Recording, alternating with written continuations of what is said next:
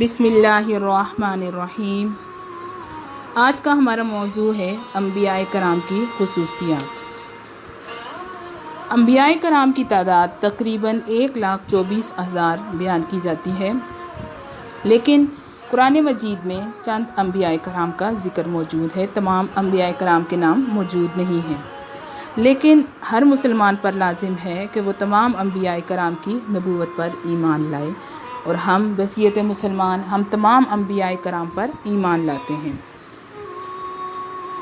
جس طرح کہ قرآن مجید میں ارشاد باری تعالیٰ ہے، لا نفرق بین احد منہم، ہم اس کے رسولوں میں باہم کوئی فرق بھی نہیں کرتے۔ ہمارے لیے جس طرح ہمارے نبی کریم صلی اللہ علیہ وسلم مکرم، معزز اور محبت کے لائق ہیں، اسی طرح سے ہم تمام انبیاء کرام پر ایمان رکھتے ہیں اور انہی سے اسی طرح کی محبت رکھتے ہیں۔ انبیاء کرام کی خصوصیات بہت سی خصوصیات ہیں، ان میں سے کچھ خصوصیات کا ذکر آج ہم کرتے ہیں۔ سب سے پہلی خصوصیت ہے بشریت۔ بشریت کا مطلب ہے بشر ہونا، انسان ہونا۔ اب سب سے پہلی خصوصیت کہ انبیاء کرام کا تعلق ہمیشہ انسانوں ہی سے تھا، کہ اللہ تعالیٰ نے انسانوں کی ہدایت اور رہنمائی کے لیے انسانوں کو ہی پیغمبر بنا کر بھیجا، کسی جن یا فرشتے کو نہیں بھیجا۔ اب اللہ تعالیٰ کے محبوب مقبول ہونے کے باوجود یہ عظیم ہستیاں انسان تھیں، بشر تھے۔ ان کے اندر کوئی ایسی چیز نہیں کہ جو ہم کہیں کہ ان کا درجہ بہت زیادہ انسانوں سے اوپر فرشتوں کا یا کوئی دوسرا درجہ ہے، نہیں، یہ انسانوں میں افضل انسان ہیں جنہیں اللہ تعالیٰ نے نبوت کے لیے چنا۔ جیسا کہ قرآن مجید میں مذکور ہے، وَمَا أَرْسَلْنَا مِن قَبْلِكَ إِلَّا رِجَالًا نُوحِي إِلَيْهِمْ، کہ ہم نے آپ سے پہلے صرف انسانوں کو ہی نبی بنا کر بھیجا، ان کی طرف وحی کی۔ دوسری جگہ ارشاد باری تعالیٰ ہے، وَقَالُوا مَا أَنْتُمْ إِلَّا بَشَرٌ مِثْلُنَا، کہ نہیں ہو تم نبی مگر ہم جیسے انسان ہو۔ اور وَمَا أَنزَلَ الرَّحْمَنُ، اور رحمان نے کوئی چیز نہیں اتاری، مِن شَيْءٍ کوئی چیز نہیں اتاری، إِنْ أَنْتُمْ إِلَّا تَكْذِبُونَ تم تو جھوٹ بولتے ہو۔ اب یہ جو عرب کے کفار تھے وہ یہ اعتراض کیا کرتے تھے کہ یہ کیسے ہو سکتا ہے کہ ہم ہی میں سے انسان اٹھ کے نبوت کا دعویٰ کر لے، یہ ان کی باتیں تھیں۔ تو اس سے یہ ظاہر ہوتا ہے کہ جو نبی تھے ہمیشہ انسان تھے۔ اسی طرح عرب کے جو بڑے بڑے سردار تھے، عرب کے جو لوگ تھے، وہ کہا کرتے تھے، وَلَئِنْ أَطَعْتُمْ بَشَرًا مِثْلَكُمْ إِنَّكُمْ إِذًا لَخَاسِرُونَ، کہ اگر تم اپنے جیسے کسی انسان کی اس طرح سے اطاعت کرنے لگو گے کہ یہ نبی ہے، اس کی مانو گے، تو گویا تم تو بہت بڑے خسارے میں ہو۔ اب یہ ان کی جہالت ہے جو یہ ظاہر کر رہی تھی کہ ان کو یہ چیز ان کی عقل میں ہی نہیں آ رہی تھی کہ ایک انسان اٹھ کے کس طرح سے نبوت کا دعویٰ کر سکتا ہے۔ اب اللہ رب العزت نے کیا فرمایا؟ اس کا جواب یہ دے دیا، قُلْ إِنَّمَا، آپ کہہ دیجئے، إِنَّمَا أَنَا بَشَرٌ مِثْلُكُمْ، کہ بے شک میں تم جیسا ہی ایک انسان ہوں، یوحی الیہ، میری طرف وحی کی گئی، انما الہکم الہ واحد، کہ بے شک تمہارا پروردگار ایک پروردگار ہے، فمن کان یرجو لقاء ربہ، بس جو اس چیز کی امید رکھتا ہے کہ وہ اپنے رب سے ملے گا، فلیعمل عملا صالحا، تو وہ نیک عمل کرے، ولا یشرک بعبادۃ ربہ احدا، اور اپنے رب کی عبادت کے ساتھ کسی کو شریک نہ کرے۔ یہ وہ ابدی پیغام تھا جو تمام انبیاء کرام نے دیا، لیکن انبیاء کرام کو کیا تھے؟ انسان۔ اب یہ ان کی بات کا جواب ہے جو عرب کے جاہل کیا کرتے تھے کہ ہم ہی میں سے ایک انسان اٹھ کے کس طرح سے نبوت کا دعویٰ کر سکتا ہے۔ اللہ تعالیٰ نے اس کا جواب دیا، قُلْ لَوْ كَانَ فِي الْأَرْضِ مَلَائِكَةٌ يَمْشُونَ مُطْمَئِنِّينَ لَنَزَّلْنَا عَلَيْهِم مِّنَ السَّمَاءِ مَلَكًا رَسُولًا، کہ آپ کہہ دیجئے کہ اگر زمین میں فرشتے ادھر ادھر پھر رہے ہوتے، اطمینان کے ساتھ ادھر ادھر چل رہے ہوتے، لنزلنا، تو ہم اتارتے انہی فرشتوں پر آسمان سے ایک فرشتہ رسول بنا کر۔ آپ خود سوچیں، جس طرح سے ایک انسان کسی بھی کمیونٹی کے اندر، ایک ماحول کے اندر رہتا ہے، اب آپ سوچیں اگر انسانوں کے اندر ایک فرشتہ آ جاتا، وہ کہتا میں نبی ہے، تو لوگ کیا کرتے؟ اس سے ڈر جاتے، کبھی اس کی بات نہ سنتے، کبھی اس کی باتوں پہ نہ جاتے، کوئی قریب ہی نہ جاتا۔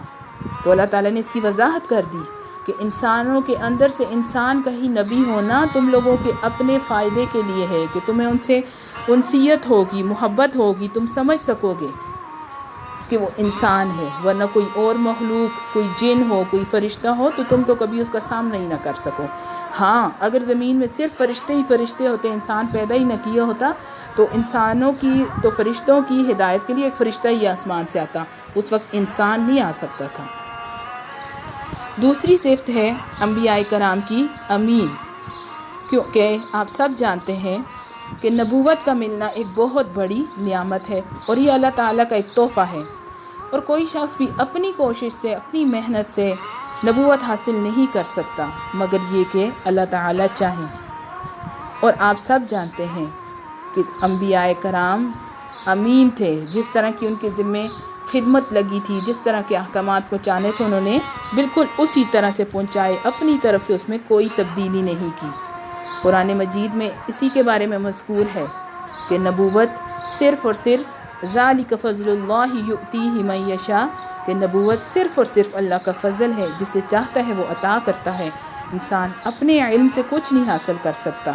اسی طرح دوسری جگہ ارشاد باری تعالیٰ ہے اللہ اعلم حیث یجعل رسالتہ، کہ اللہ تو زیادہ جانتا ہے، بہتر جانتا ہے کہ اس نے اپنی رسالت کس کے سپرد کرنی ہے۔ یہ منصب جن ہستیوں کو عطا کیا گیا وہ تمام نیکی، تقوی، دیانت، امانت، راست بازی، سچائی اور ہر قسم کی اعلیٰ ترین صفات کے مالک تھے، اور یہ اخلاقی، جسمانی، روحانی، ہر لحاظ سے کامل ترین انسان تھے، اور اسی لیے ان کو نبوت دی گئی۔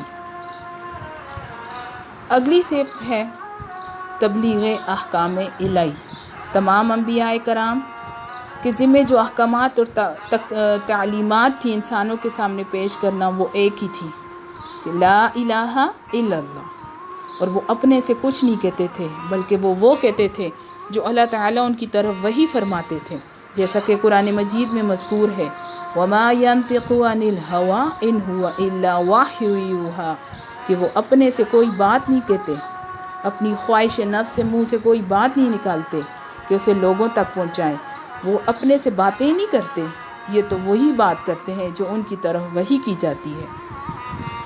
اسی طرح دوسری جگہ ارشاد فرمایا انا اوحینا الیک کما اوحینا الی نوح والنبیین من بعدہ، کہ بے شک اے محمد ہم نے آپ کی طرف اسی طرح وحی بھیجی ہے جیسا آپ سے پہلے نوح علیہ السلام اور ان کے بعد کے پیغمبروں کی طرف وحی بھیجی۔ گویا انبیاء کرام تبلیغ احکام جتنے بھی کرتے تھے وہ اپنی من گڑت باتیں نہیں تھیں، وہ اپنی طرف سے نہیں کرتے تھے، بلکہ وہ اللہ تعالیٰ کی طرف سے وحی تھی۔ اگلی صفت ہے معصومیت۔ معصوم ہونے کا مطلب یہ ہے کہ گناہوں سے پاک۔ الحمدللہ تمام انبیاء کرام پر ہمارا ایمان ہے کہ وہ گناہوں سے پاک تھے، معصوم تھے، اللہ تعالیٰ نے ان کی تمام گناہوں کو پہلے سے بخشا ہوا تھا، اور اگر خدا نہ خواستہ اگر ان سے چھوٹا سا گناہ، کوئی لغزش، کوئی بھول بھی ہو جاتی تو گویا ان کی امت تباہ ہو جاتی، تو ایسا ہو ہی نہیں سکتا، کیونکہ نبی کا کردار بے داغ ہے، وہ ایسا کامل انسان ہوتا ہے جو بے پناہ جسمانی روحانی طاقتوں کا مالک ہو۔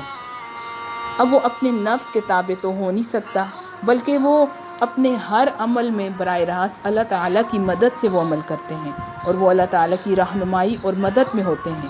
تمام انبیاء کرام معصوم ہیں۔ اب یہ نہیں ہے کہ ہم کسی نبی کے بارے میں سن لیں کہ ان سے بھول ہوئی تھی، جیسا کہ حضرت آدم علیہ السلام کے بارے میں آتا ہے کہ انہوں نے جنت کے اندر سے گندم کا دانہ کھا لیا تھا، یہ ان کا گناہ نہیں تھا، نعوذ باللہ ہم یہ نہیں کہیں گے، بلکہ کیا تھا؟ ان کی ایک لغزش تھی، ایک بھول تھی، جس پر اللہ تعالیٰ نے ان کو معاف فرما دیا۔ اور نبی انبیاء جتنے بھی ہیں وہ گمراہی سے اور گناہوں سے بہت دور ہیں، بہت دور، اور وہ دنیا پہ ہی بخشے ہوئے سب سے معتبر عظیم لوگ تھے۔ اگلی صفت ہے واجب اطاعت۔ اب انبیاء کرام تمام ایک ہی دین لے کر آئے تھے، ان کا ایک ہی پیغام تھا، لا الہ الا اللہ۔ وہ اللہ کا راستہ دکھاتے تھے اور ان کی اطاعت گویا اللہ تعالیٰ کی ہی اطاعت ہے، کیونکہ وہ اللہ تعالیٰ کی احکامات کے علاوہ کوئی بات اپنے منہ سے نہیں نکالتے تھے، جیسا کہ قرآن مجید میں مذکور ہے، مَن یُطِعِ الرَّسُولَ فقد اطاع اللہ۔ اللہ تعالیٰ نے قاعدہ بتا دیا کہ اللہ تعالیٰ کی اطاعت کیسے ہے، کہ گویا جس نے اللہ کی اطاعت کرنی ہے وہ رسول کی اطاعت کرے گا، رسول کی اطاعت اللہ کی اطاعت، یہ قاعدہ بیان فرما دیا۔ دوسری جگہ ارشاد فرمایا، قل ان کنتم تحبون اللہ فاتبعونی یحببکم اللہ ویغفر لکم ذنوبکم واللہ غفور الرحیم، کہ آپ فرما دیجئے کہ اگر تم اللہ تعالیٰ سے محبت کرتے ہو تو میری پیروی کرو، یعنی نبی کریم صلی اللہ علیہ وسلم کی پیروی کرو، اللہ تعالیٰ تم سے محبت کرے گا، وہ تمہارے گناہوں کو بخش دے گا۔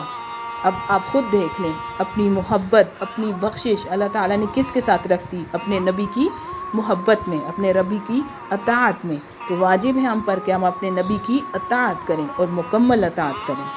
اسی طرح سے قرآن مجید میں ارشاد فرمایا، وَمَا آتَاكُمُ الرَّسُولُ فَخُذُوهُ، جو تم کو رسول دے تو اس کو پکڑ لو، اس کو لے لو، وَمَا نَهَاكُمْ، اور جس سے روکے، عَنْهُ، اس سے، فَانْتَهُوا، تو باز آ جاؤ۔ کبھی بھی وہ کام نہ کرو جس سے نبی نے روکا ہے، اور وہ کام کرو جس کا نبی نے حکم دیا ہے۔ گویا اطاعت کرنا ایمان کا جز ہے۔ ایمان مکمل ہی تب ہوتا ہے جب انسان اپنے نبی کی اطاعت کرتا ہے۔ ایک اور صفت براہ راست علم و مشاہدہ۔ تمام انبیاء کرام، ان کا علم اللہ تعالیٰ کی طرف سے تھا۔ اب اللہ تعالیٰ نے تمام انبیاء کرام کو اپنی کائنات کا مشاہدہ کرایا ہوا تھا۔ اب جو ظاہر میں ہم دیکھ سکتے ہیں، انبیاء کرام اس سے کہیں زیادہ کی حقیقت کو جانتے تھے۔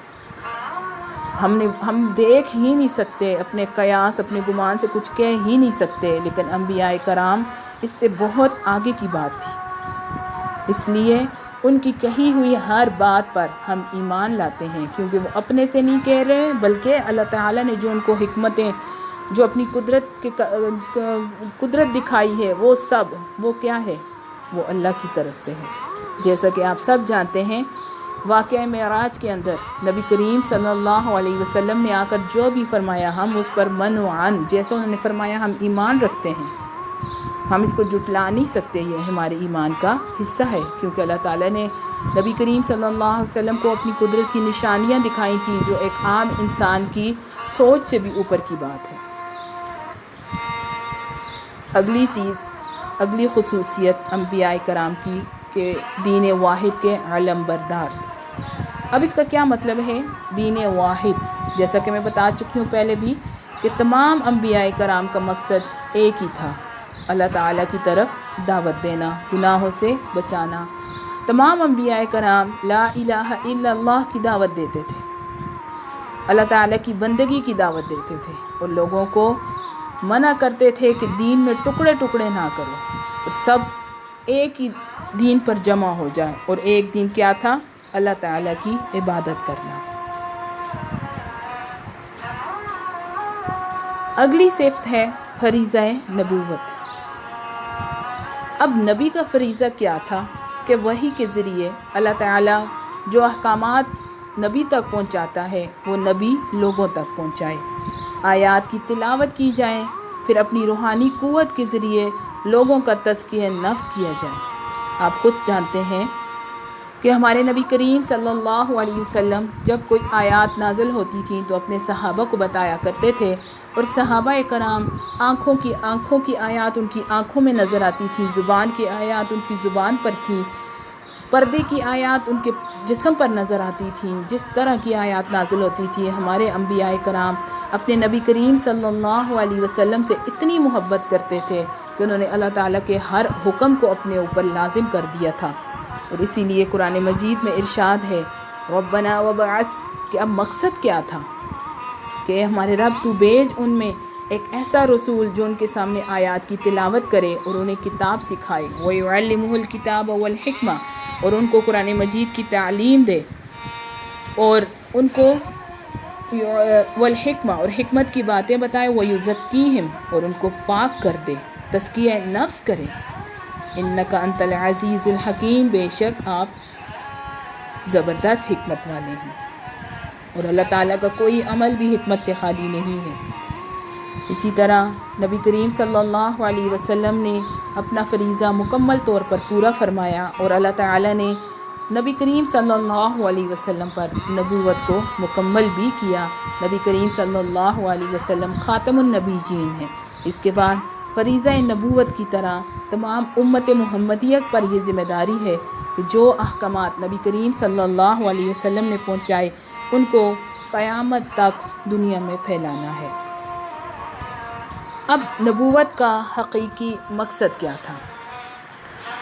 نبوت کا حقیقی مقصد صرف یہ تھا کہ دین حق کو باطل دینوں پر غالب کیا جائے، کہ دین حق تمام دنیا میں غالب آ جائے، کہ اللہ تعالیٰ کی زمین پر اللہ کا قانون نافذ ہو۔